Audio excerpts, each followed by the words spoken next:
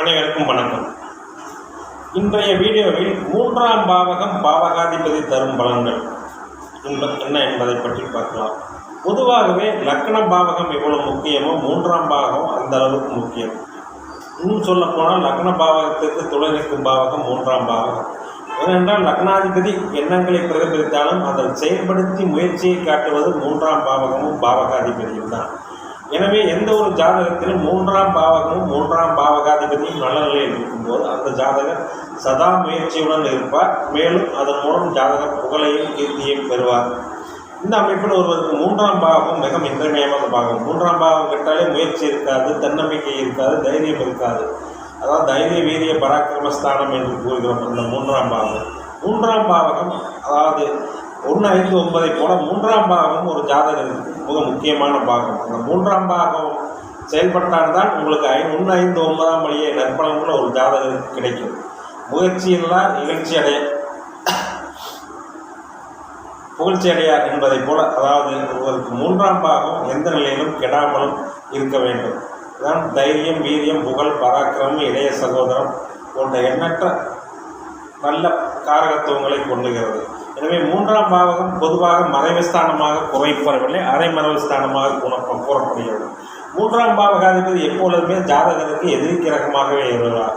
எனவே அவர் 3ஆம் பாவகத்தில் சுபத்தன்மை அடைந்து குருவின் பார்வையை அல்லது சுக்கிரனின் தொடர்பில் இருந்தாலோ அல்லது வேறு எங்காவது நட்பு வீடு உபஜயஸ்தானமான நட்பு வீடுகளில் இருந்தாலோ அந்த ஜாதகர் கண்டிப்பாக சதா முன்னேற்ற பாதையில் முயற்சியுடன் உயர்நிலை போடுவார்.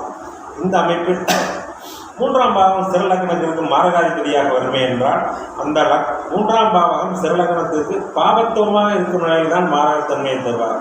ஒரு கிரகம் எந்த நிலையிலும் சுபத்தன்மையுடன் இருக்கும்போது அதனுடைய நல்ல விஷயங்களை மட்டுமே தரும், கெட்ட விஷயங்களை தராது.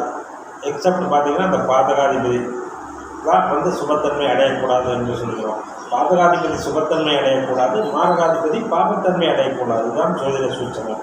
சரி, இந்த அமைப்பில் 3ஆம் பாவகம் எப்படி இருந்தால் ஒரு ஜாதகருக்கு மிக முயற்சியை அடையும், புகழை தரும் என்பதை இந்த உதாரண வீடியோவில் பார்க்கலாம். இந்த ஜாதகர் பிறந்தது பார்த்தீங்கன்னா 11/11/1978 4:15 AM அளவில் பிறந்திருக்கார். கன்னி லக்கணம், மீனராசி, ரேவதி நட்சத்திரத்தில் இந்த ஜாதகர் பிறந்திருக்கார். லக்கணத்தில் ராகு, 2ஆம் வீட்டில் சூரியன் சுக்கிரன், 3ஆம் வீட்டில் செவ்வாய் புதன், 7ஆம் வீட்டில் சந்திரன் ராகு, 12ஆம் வீட்டில் சனி. இதுதான் இந்த ஜாதகத்தினுடைய கிரக நிலை. இந்த ஜாதகத்துக்கு பார்த்தீங்கன்னா இளமையிலேயே, அதாவது லக்னாதிபதி திசை முடிந்து விட்டது. அது அடுத்து ஒரு கேது திசையும் இந்த ஜாதகருக்கு நன்றாகத்தான் இருக்குது. தற்பொழுது நடந்து கொண்ட சுக்கிர திசை இந்த ஜாதகருக்கு மிக நல்ல பலன்களை தராது. ஏனென்றால் அவர் லக்னத்துக்கு யோகாதிபதியான சனியின் பார்வையை பெற்றிருந்தாலும் அவர் பாபத்துவம் அடைந்திருப்பதால் இந்த ஜாதகருக்கு சுக்கிர திசை பெரிய யோக பலன்களை இந்த ஜாதகருக்கு செய்து விடாது. அதே சமயம் பெரிய கெடுபலன்கள் நடக்காது. ஏனென்றால் லக்கணம் வளர்பிறை சந்திரனின் பார்வையில் இருக்கிறது. கன்னியாராக லக்கணத்தில் தனித்து இருந்தாலும் பெரிய கெடுதலை செய்ய மாட்டார். இங்கே வளர்பிறை சந்திரனின் பார்வையில் இருப்பதால் லக்கணம் நன்றாகவே இருக்கிறது. லக்கணத்தில் ராகு பாபத்தன்மையுடன் இருந்தால்தான் ஜாதகரை பிரகாசிக்க விடாமல் செய்யும்.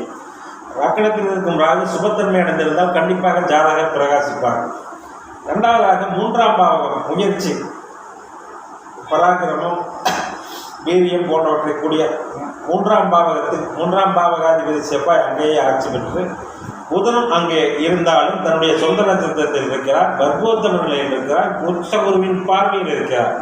எனவே லக்னாதிபதியும் லக்னமும் 3ஆம் இடமும் அதிக சுபத்தன்மை பெற்று கொள்கிறது. எனவே இந்த ஜாதகருடைய எண்ணங்களும் குறிக்கோள்களும் உயர்ந்ததாகவே இருக்கும்.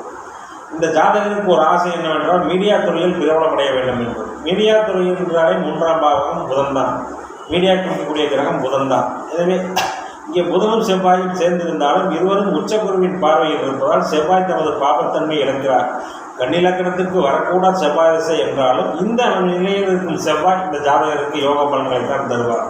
எல்லாவற்றிற்கும் விதிவிலக்குகள் ஒன்று உள்ளது. ராசிக்கு அவர் ராஜயோகாதிபதி ஆகிறார். இந்த அமைப்பில் 3ஆம் இடம் அதிக சுபத்துவம் அடைந்தால் இந்த ஜாதகருடைய எண்ணங்களே பார்த்தீங்கன்னா அதாவது மீடியா துறையில் பெரிய அளவுக்கு முன்னேற வேண்டும், பிரபலங்களை பேட்டி எடுக்க வேண்டும், கோடிக்கணக்கில் சம்பாதிக்க வேண்டும் போன்ற ஆசைகள் இந்த ஜாதகருக்கு இருக்கிறது. எண்ணங்களே ஜாதகரை உருவாக்குகிறது என்பதற்கு இங்கே ஜாதகருடைய எண்ணங்கள் யாவும் அதிகபட்சமாகவே இருக்கும்.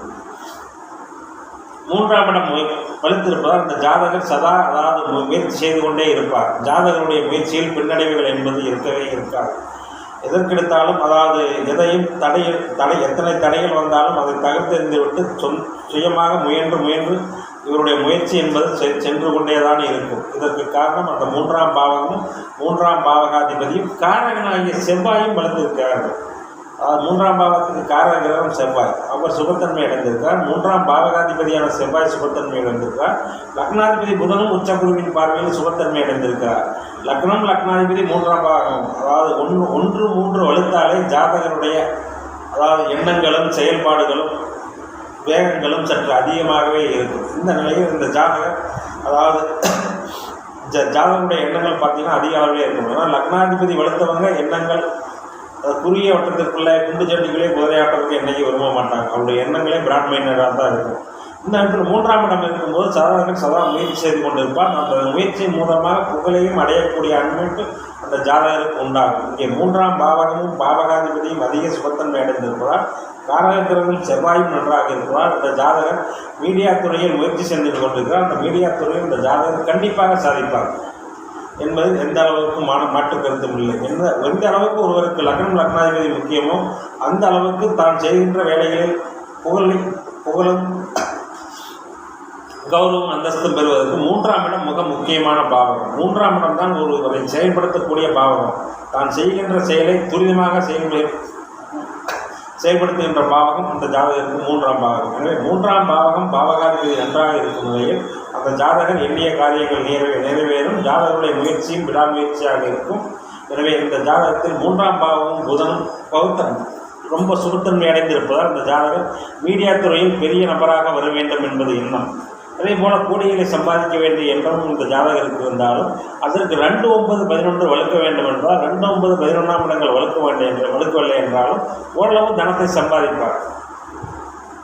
என்ன இருந்தாலும் 2ஆம் பாவத்தை ஆட்சி பெற்று இருப்பதாலும் தனத்தை விட இந்த ஜாதகருக்கு புகழும் அந்தஸ்தும் கௌரவமும் கண்டிப்பாக கிடைக்கும். இதை 3ஆம் பாவம் இந்த ஜாதகருக்கு உறுதி செய்யும். நன்றி, வணக்கம்.